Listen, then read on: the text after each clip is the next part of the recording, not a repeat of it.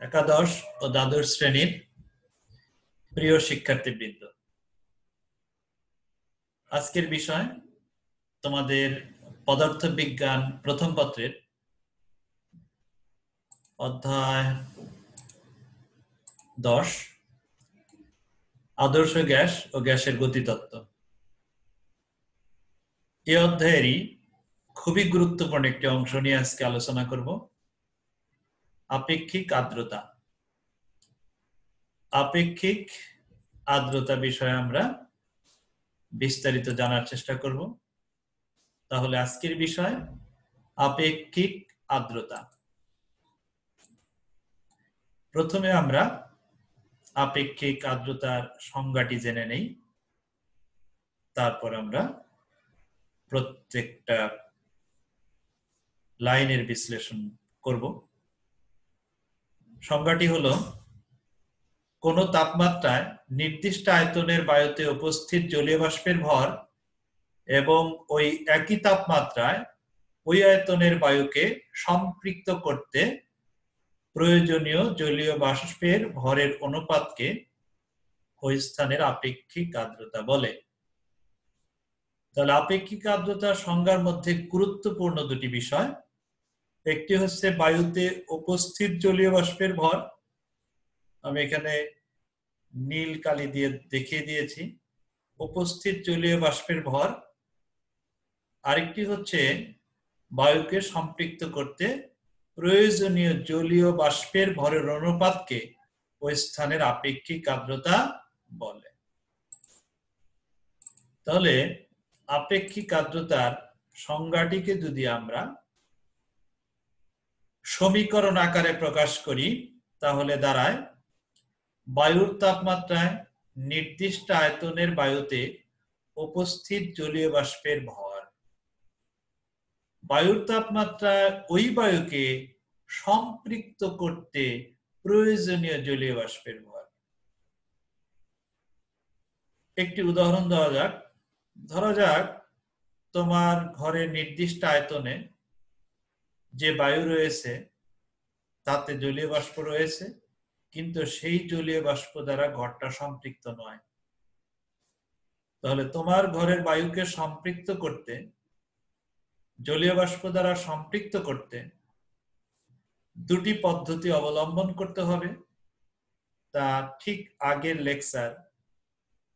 Lecture number হচ্ছে 2.1, যেখানে আমি শিশিরাঙ্ক নিয়ে আলোচনা করেছি। সেই শিশিরাঙ্ক নিয়ে আলোচনা করার সময় তোমাদের সেখানে পরিষ্কার করে দেওয়া রয়েছে যে দুটি পদ্ধতিতে আমরা কোন স্থানের বায়ুকে সম্পৃক্ত করতে পারি। একটি পদ্ধতি হচ্ছে তাপমাত্রা কমিয়ে, আরেকটি পদ্ধতি হচ্ছে বাইরে থেকে জলীয় বাষ্প এনে। এখানে বায়ুর তাপমাত্রায় তোমার ঘরের বায়ুকে সম্পৃক্ত করতে প্রয়োজনীয় জলীয় বাষ্পের ভরের কথা চিন্তা করো। ছাত্রছাত্রীবৃন্দ, এখানে প্রয়োজনীয় জলীয় বাষ্পের জায়গায় যখনই এই জায়গাটা তোমরা পড়বে তখনই প্রয়োজনীয়র সাথে একটু মোট প্রয়োজনীয় জলীয় বাষ্পের ভর কথাটা মনে মনে কল্পনা করবে। কিরকম? যে তোমার ঘরে যে পরিমাণ জলীয় বাষ্প রয়েছে সেই পরিমাণ জলীয় বাষ্প দ্বারা তোমার ঘরটা সম্পৃক্ত নয়। তাহলে সম্পৃক্ত করার জন্য এখানে আমরা যে পদ্ধতি অবলম্বন করব তা হচ্ছে বাইরে থেকে জলীয় বাষ্প নিয়ে আসব। বাইরে থেকে জলীয় বাষ্প এনে তোমার ঘরের বায়ুকে আমরা জলীয় বাষ্প দ্বারা সম্পৃক্ত করলাম। তাহলে যে পরিমাণ জলীয় বাষ্প আগে ছিল এবং আর যা আনা হলো, এই যে মোট যে প্রয়োজনীয় জলীয় বাষ্পের ভর সেটাই হবে নিচে, আর উপরে হবে পূর্বে যে জলীয় বাষ্প তোমার ঘরে ছিল, অর্থাৎ বায়ুর তাপমাত্রায় নির্দিষ্ট আয়তন বা তোমার ঘরের বায়ুতে উপস্থিত জলীয় বাষ্পের ভর এবং বায়ুর তাপমাত্রায় ওই আয়তনের ঘরকে বা ওই আয়তনকে সম্পৃক্ত করতে মোট প্রয়োজনীয় জলীয় বাষ্পের ভরের অনুপাতকে বলা হবে ওই স্থানের আপেক্ষিক আর্দ্রতা। কিন্তু এখানে বলা রয়েছে, দেখো, কিন্তু নির্দিষ্ট তাপমাত্রায় কোন স্থানের জলীয় বাষ্পের ভর ওই স্থানে উপস্থিত জলীয় বাষ্পের চাপের সমানুপাতিক। খুবই সহজ একটি বিষয় যে কোন স্থানে জলীয় বাষ্পের পরিমাণ যত বাড়বে জলীয় বাষ্পের চাপও তত বাড়বে, অর্থাৎ জলীয় বাষ্পের ভর ওই স্থানে উপস্থিত জলীয় বাষ্পের চাপের সমানুপাতিক। যত ভর বাড়বে তত চাপ বাড়বে, যত ভর কমবে জলীয় বাষ্পের চাপও তত কমবে। খুব সহজ একটি ব্যাপার। সুতরাং আমরা উপরের সমীকরণে জলীয় বাষ্পের ভরের জায়গাটি জলীয় বাষ্পের চাপ দ্বারা প্রতিস্থাপিত করতে পারি। তাহলে আপেক্ষিক আর্দ্রতার নতুন সংজ্ঞাটি দাঁড়ায় আপেক্ষিক আর্দ্রতা ইজ ইকুয়াল টু বায়ুর তাপমাত্রায় কোন নির্দিষ্ট আয়তনের বায়ুতে উপস্থিত জলীয় বাষ্পের চাপ এবং বায়ুর তাপমাত্রায় ওই স্থানকে সম্পৃক্ত করতে মোট প্রয়োজনীয় জলীয় বাষ্পের চাপের অনুপাত। অর্থাৎ এখানে ভরের পরিবর্তে শুধুমাত্র আমরা চাপ কথাটি লিখেছি, অর্থাৎ ভরের অনুপাত না হয়ে এখানে চাপের অনুপাত, কারণ যত ভর তত চাপ সমানুপাতিক। সুতরাং আপেক্ষিক আর্দ্রতার আরেকটি সংজ্ঞা আমরা এখানে পেলাম চাপের মাধ্যমে। সবথেকে গুরুত্বপূর্ণ বিষয় আমরা এখন আলোচনা করব। এই গুরুত্বপূর্ণ ব্যাপারটি যদি ভালো মতো বুঝতে না পারো তাহলে আপেক্ষিক আর্দ্রতা সংক্রান্ত গাণিতিক সমস্যাগুলো তোমরা সলভ করতে পারবে না। সুতরাং আমরা জেনে নেই সবথেকে গুরুত্বপূর্ণ অংশ। আপেক্ষিক আর্দ্রতার সবথেকে গুরুত্বপূর্ণ অংশটি হলো, কিন্তু কোন তাপমাত্রায় কোন স্থানে উপস্থিত জলীয় বাষ্পের চাপ ওই স্থানে শিশিরাঙ্কে সম্পৃক্ত জলীয় বাষ্পের চাপ এর সমান। বায়ুর তাপমাত্রায় কোন স্থানে উপস্থিত জলীয় বাষ্পের চাপ আমরা যদি সেই বায়ুর তাপমাত্রাটাকে কমিয়ে ওই স্থানের শিশিরাঙ্কে নিয়ে আসি, বায়ুর তাপমাত্রা কমিয়ে আমি কেবলমাত্র শিশিরাঙ্কে নিয়ে আসলাম, তার মানে কোন স্থানের যতটুকু জলীয় বাষ্প রয়েছে জলীয় বাষ্প ঠিক আছে, সুতরাং জলীয় বাষ্পের চাপও ঠিক থাকবে। শুধুমাত্র বায়ুর তাপমাত্রা অর্থাৎ যে তাপমাত্রাটা ছিল সেই তাপমাত্রায় উপস্থিত জলীয় বাষ্প দ্বারা ওই স্থানটা সম্পৃক্ত ছিল না। আমরা কেবলমাত্র সেই তাপমাত্রাকে কমিয়ে যদি শিশিরাঙ্কে নিয়ে আসি, জলীয় বাষ্পের ভর একই থাকবে, জলীয় বাষ্পের চাপ একই থাকবে, শুধুমাত্র আমরা তাপমাত্রাটা কমিয়ে নিয়ে আসছি। তাহলে তাপমাত্রা কমিয়ে যদি আমরা শিশিরাঙ্কে নিয়ে আসি তাহলে শিশিরাঙ্কে ওই স্থানে উপস্থিত জলীয় বাষ্প দ্বারাই ওই স্থানটা কি হবে সম্পৃক্ত হবে। তাহলে কি আমরা বলতে পারি না কোন তাপমাত্রায় কোন স্থানে উপস্থিত জলীয় বাষ্পের চাপ যা হবে ওই উপস্থিত জলীয় বাষ্পের চাপ একই থাকবে, শুধুমাত্র তাপমাত্রা কমিয়ে শিশিরাঙ্কে নিয়ে আসলে ওই শিশিরাঙ্কে ওই জলীয় বাষ্প দ্বারাই স্থানটি সম্পৃক্ত হবে। সুতরাং আমরা বলতে পারি কোন তাপমাত্রায় কোন স্থানে উপস্থিত জলীয় বাষ্পের চাপ যা হবে শিশিরাঙ্কে সম্পৃক্ত জলীয় বাষ্পের চাপও তাই হবে। সুতরাং আমরা এই কনসেপ্টের মাধ্যমে শিশিরাঙ্কের সবথেকে গুরুত্বপূর্ণ সংজ্ঞা, সবথেকে সুন্দর সংজ্ঞাটি আমরা পেলাম। কনক্লুশনে যে সংজ্ঞাটি দাঁড়ালো সেই সংজ্ঞাটি হচ্ছে আপেক্ষিক আর্দ্রতা ইজ ইকুয়াল টু শিশিরাঙ্কে সম্পৃক্ত জলীয় বাষ্পের চাপ বায়ুর তাপমাত্রায় সম্পৃক্ত জলীয় বাষ্পের চাপের অনুপাত। তাহলে আবার বলছি, শিশিরাঙ্কে সম্পৃক্ত জলীয় বাষ্পের চাপ এবং বায়ুর তাপমাত্রায় সম্পৃক্ত জলীয় বাষ্পের চাপের অনুপাতকেই বলা হয় আপেক্ষিক আর্দ্রতা। আপেক্ষিক আর্দ্রতাকে ক্যাপিটাল আর দিয়ে প্রকাশ করা হয়। রিলেটিভ হিউমিডিটি থেকে আর নেওয়া হয়েছে। শিশিরাঙ্কে সম্পৃক্ত জলীয় বাষ্পের চাপকে স্মল এফ এবং বায়ুর তাপমাত্রায় সম্পৃক্ত জলীয় বাষ্পের চাপকে ক্যাপিটাল এফ দ্বারা প্রকাশ করলে আমাদের আপেক্ষিক আর্দ্রতার যে সূত্রটি দাঁড়ায় আপেক্ষিক আর্দ্রতা R is equal to small f by capital F into 100%। তাহলে আমরা লাস্টে যে সূত্রটি পেলাম আপেক্ষিক আর্দ্রতা নির্ণয়ের তা হচ্ছে capital R is equal to F by F into 100%। এবার আমরা এই সূত্র ব্যবহার করে কিভাবে গাণিতিক সমস্যা করা যায় সেটা আমরা দেখব। গাণিতিক সমস্যা এক, অর্থাৎ নমুনা গাণিতিক সমস্যা 1 নিয়ে আমরা এখন আলোচনা করব। নমুনা গাণিতিক সমস্যা 1-এ দেওয়া রয়েছে কোন একদিন বায়ুমণ্ডলের তাপমাত্রা 16 ডিগ্রি সেলসিয়াস এবং শিশিরাঙ্ক 10 ডিগ্রি সেলসিয়াস। তাহলে দুটি তাপমাত্রা দিয়ে কিন্তু আমরা আপেক্ষিক আর্দ্রতা নির্ণয় করতে পারবো না যদি না সেই দুটি তাপমাত্রায় আমাদের সম্পৃক্ত বাষ্পচাপ, জলীয় বাষ্পচাপ দেওয়া না থাকে। আমরা খুঁজি তাহলে যেখানে শিশিরাঙ্ক 10 ডিগ্রি সেলসিয়াস আর বায়ুমণ্ডলের তাপমাত্রা ছিল 16 ডিগ্রি সেলসিয়াস। এই দুটি তাপমাত্রায় সম্পৃক্ত জলীয় বাষ্পের চাপ কিন্তু এখানে দেওয়া রয়েছে। একটু লক্ষ্য করলে দেখবা তোমরা যে 10 ডিগ্রি সেলসিয়াস তাপমাত্রায় সম্পৃক্ত জলীয় বাষ্পের চাপ 9.17 মিলিমিটার পারদচাপ। 16 ডিগ্রি সেলসিয়াস তাপমাত্রায় সম্পৃক্ত জলীয় বাষ্পের চাপ 13.64 মিলিমিটার পারদচাপ। সুতরাং আমরা লিখতে পারি 10 ডিগ্রি সেলসিয়াস তাপমাত্রায় সম্পৃক্ত জলীয় বাষ্পের চাপ small f is equal to 9.17 millimetre পারদচাপ এবং 16 ডিগ্রি সেলসিয়াস বা বায়ুর তাপমাত্রায় সম্পৃক্ত জলীয় বাষ্পের চাপ 9.17 মিলিমিটার পারদচাপ। তাহলে আমাদের স্মল f এবং ক্যাপিটাল f এর মান এখানে দেওয়া রয়েছে। সুতরাং আপেক্ষিক আর্দ্রতার যে সূত্রটি স্মল f এবং ক্যাপিটাল f এর মান যদি আমরা বসিয়ে দেই তাহলে আমাদের আপেক্ষিক আর্দ্রতা নির্ণয় হয়ে যাবে। আপেক্ষিক আর্দ্রতার রেজাল্ট এখানে এসেছে 67.23%।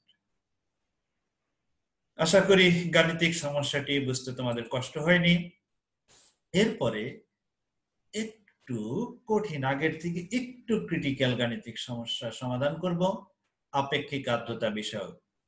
নতুন নমুনা গাণিতিক সমস্যা 2।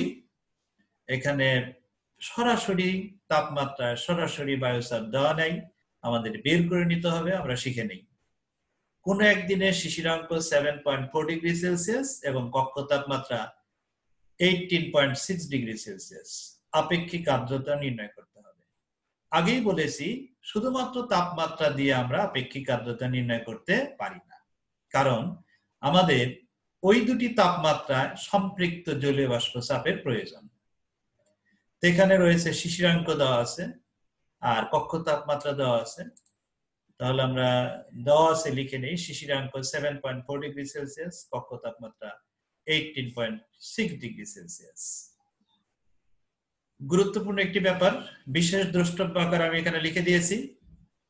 কাছাকাছি তাপমাত্রার সীমা থেকে দশমিকের পরের অংশের জন্য সম্পৃক্ত বাষ্পচাপ বের করে নিতে হবে। তার মানে হচ্ছে 7.4 ডিগ্রি সেলসিয়াস তাপমাত্রায় আমাদের সম্পৃক্ত জলীয় বাষ্পের প্রয়োজন এখানে রয়েছে, কিন্তু আমাদের এখানে 7.4 ডিগ্রি সেলসিয়াস তাপমাত্রায় সরাসরি সম্পৃক্ত জলীয় বাষ্পচাপ দেওয়া নেই। তাহলে আমাদের এই 7 এর কাছাকাছি টেম্পারেচার 7 এবং 8 এর কিন্তু এখানে সম্পৃক্ত জলীয় বাষ্পচাপ দেওয়া রয়েছে। এই রেঞ্জ থেকে, এই সীমা থেকে আমাদের 0.4 ডিগ্রি সেলসিয়াসের জন্য সম্পৃক্ত জলীয় বাষ্পচাপ বের করে নিতে হবে।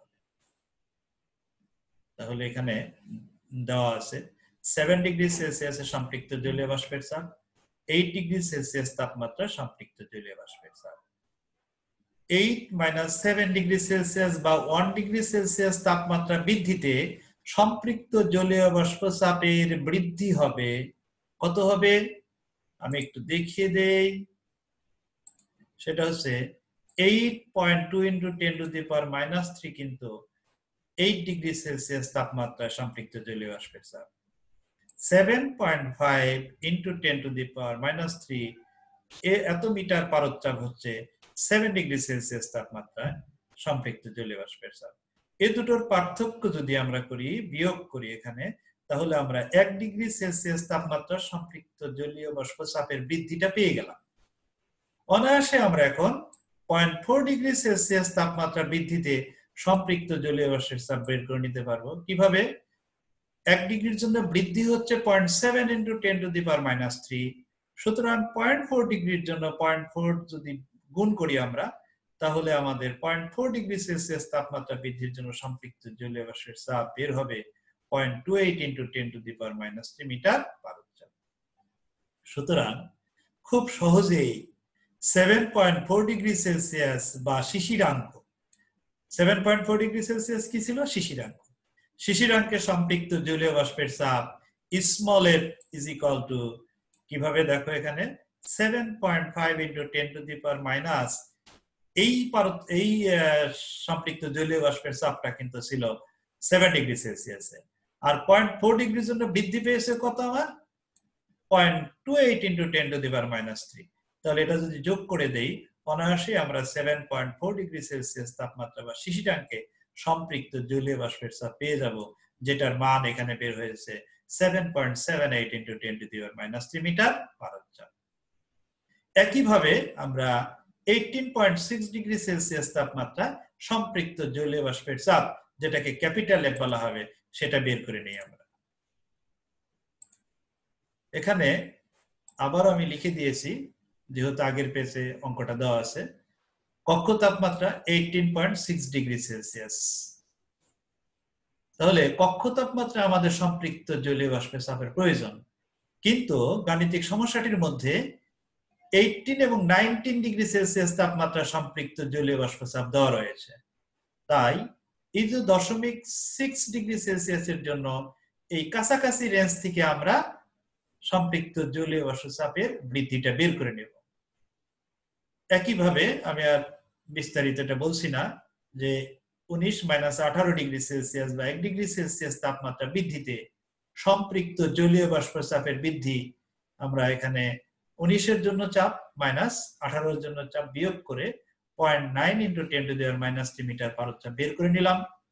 সুতরাং অনায়াসেই 0.6 ডিগ্রি সেলসিয়াস তাপমাত্রা বৃদ্ধিতে সম্পৃক্ত জলীয় বাষ্প চাপের বৃদ্ধি 0.9 into 10 to the power minus 3 into 0.6 metre পারদ চাপ, অর্থাৎ মান বের হলো 0.54 into 10 to the power minus 3 metre পারদ চাপ।